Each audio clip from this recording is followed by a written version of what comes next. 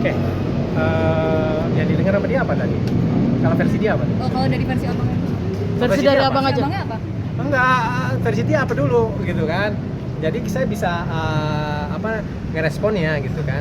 Jadi itu bisa saling mengisi. Terkait persidangan tadi aja sih mungkin. Ya apa? Akan bukti-bukti Sidang rekaman, pembuktian, ada terus bukti rekaman percakapan juga, Yang bukti versinya suara dari gitu. Fahmi Dia apa? merasa Iya, puas itu. karena semua bukti-bukti itu Sudah terungkap memang itu. terungkap. Oh, itu kan namanya pengantar bukti.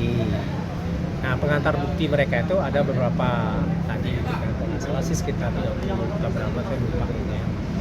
Nah, 40 bukti katanya. kebanyakan itu memang bukti elektronik ya. Nah, terkait dengan bukti itu sebenarnya di dalam Undang-Undang ITE itu kan ada Undang-Undang nomor 1128, Undang-Undang nomor 19 tahun 2016 dan Undang-Undang nomor 1 tahun 2004. Nah, bukti itu tidak bisa dipenggal-penggal. Bukti itu dia harus utuh.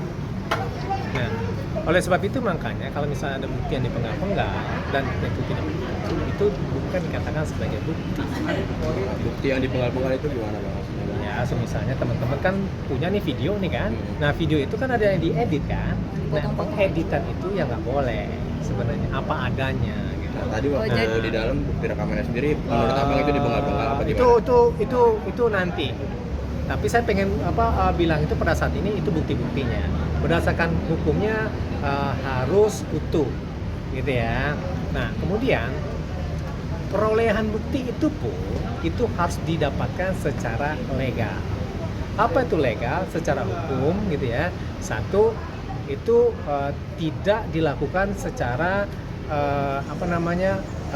tanpa persetujuan, itu pertama gitu ya. Misal contoh begini, Mas gitu kan lagi bengong gitu kan, saya foto gitu kan, Mas nggak setuju karena hasil fotonya jelek gitu kan, mau diganti. Nah, itu konsen Mas gitu. Itu nggak boleh gitu kan, itu sah. Dan kemudian yang kedua, itu juga didapatnya itu harus dengan secara sah gitu kan, gitu. Nah, itu dikatakan bahwa perolehan bukti itu harus secara sah dan sepersetujuan dari orang yang memilikinya. Jadi itu sih terkait dengan bukti-buktinya, terkait dengan puas tidak puas itu nanti ini makanya harus dikontestasikan dulu gitu kan di dalam proses persidangan gitu kan. Karena ini belum proses pembuktian. Tapi kalau dari statement Pak Kapaula sendiri sebenarnya mengakui nggak sih atas bukti-bukti yang diungkapkan tadi di persidangan? Ya itu nanti lah ya pada proses persidangan lah ya. Karena kan begini, yang saya bilang tadi terkait dengan ya namanya bukti-bukti itu kan harus didapat secara sah, ya. Dan kemudian yang kedua itu didapatkan dengan persetujuan dari yang memiliki dari data elektronik itu, gitu kan. Ya kalau semisalnya pengakuannya ya susah juga kita bilang gitu kan. Saya contoh begini, ada yang namanya dalam konteks hukum sesuatu itu harus secara sah gitu. Kalau misalnya tidak secara sah, itu tidak bisa dipergunakan.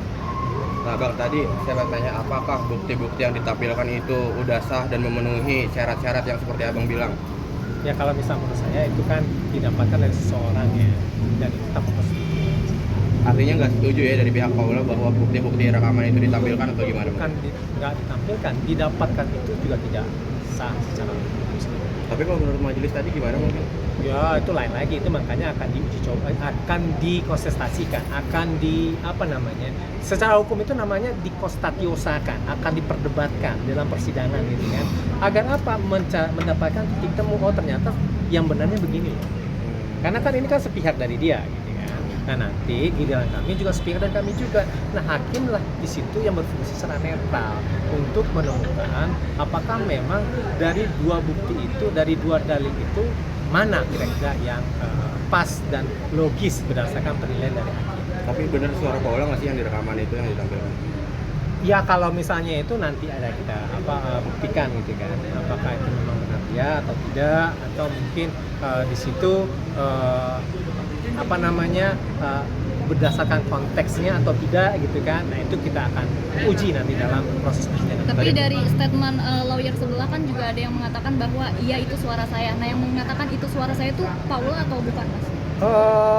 Kalau misalnya itu ya bisa aja bilang iya, tetapi apakah itu memang membuktikan pada dalil belum tentu kan? Gitu kan? Tapi tadi kenapa Bang Paula nangis banget gitu keluar persidangan kayak seakan-akan benar-benar hancur? Mbak udah sedih. punya anak belum?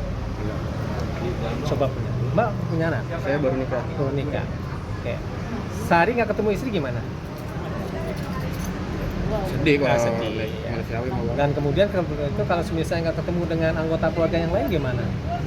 Berarti Paula sedih karena itu Bang. Oh, jangan disimpulkan begitu. Saya cuma memberikan perumpamaan. Bang, apa Paula tadi nangis karena ada bertengkar di dalam apa gimana? Wah, nggak ada pertukaran. Itu kami di situ itu memang forum yang paling pas untuk mempertemukan kepentingan. Bang, tapi sebenarnya kalau dari Paula sendiri keinginannya itu gimana sih Bang? Ingin rujuk atau ingin berpisah sih Bang? Atau memang pengen hal ini cepat kelar dengan baik-baik gitu? Itu isu ya, itu isu. Yang sampai sekarang saya itu tidak pernah mendengar perkataan itu. Nah, kemudian saya tidak tahu tujuan dari adanya isu itu apa. Tapi yang jelas pada saat ini bagi prinsipal saya itu bagaimana mengedepankan anak-anak itu mendapatkan yang terbaik, psikologis yang baik, kultur yang baik, kemudian juga ekonomi baik dan seterusnya. Nah itu yang dikatakan sebagai Nah itu yang dikatakan sebagai suatu ukuran-ukuran memberikan hal yang terbaik bagi seorang anak, karena dia sebagai kelompok yang paling rentan dalam keluarga. Artinya nggak pengen berpisah ya Bang kalau dari Paula? Jangan disimpulkan begitu. Intinya adalah bagaimana dia itu mencari kepentingan terbaik untuk anak-anak. Itu doang. Kalau semisal terkait dengan rujuk itu saya belum pernah mendengar sama sekarang dari. Bang, tadi Paula nangis kenapa Bang? Itu tadi jawab. Ini baru saya baru nanti ini masuk lagi. Intinya kan seorang ibu gitu ya itu menginginkan agar anak-anak itu mendapatkan hal yang dibutuhkan oleh anak itu. Ini kan Tadi sangat ada ini Bang, ada rahasia berdoa itu. cek. Masa sih? Ya, di depan kedengeran Bang. Wah, Itu enggak. kenapa tuh Bang? Itu dinamika forum namanya, dinamika forum. Perdebatan seperti apa sih Bang sebenarnya yang terjadi di dalam? Perdebatannya terkait dengan pengantar bukti tadi itu. Ini Ini kan kan- pengantar bukti kan. Nah, bukti-buktinya apa, kemudian bagaimana mendapatkan bukti itu, prosedurnya kayak gimana gitu. Ini kan sangat berbanding terbalik ya Mas. Tadi saat keluar juga Baim tuh kelihatannya sangat lega gitu, dibilang. merasa sangat puas gitu. Sedangkan Paula Ya, ini sendiri kan merasa bentuk sangat bukti ya. menangis gitu. Bukan, jangan dikontraskan begitu. Lain konteksnya juga kan gitu kan. Kalau ingin mengkontraskan dengan sesuatu yang sama, apple to apple ya gitu kan gitu. Ya misalnya contoh begini, kalau mengambil kamera dengan handphone dengan kamera ini kan berbeda kan. Jadi nggak apple to apple begitu. Jadi gitu kira-kira ya Mbak ya. Bang, ada ini nggak indikasi untuk dia kembali rujuk? Udah dijawab Ya, tadi. ini segan baru.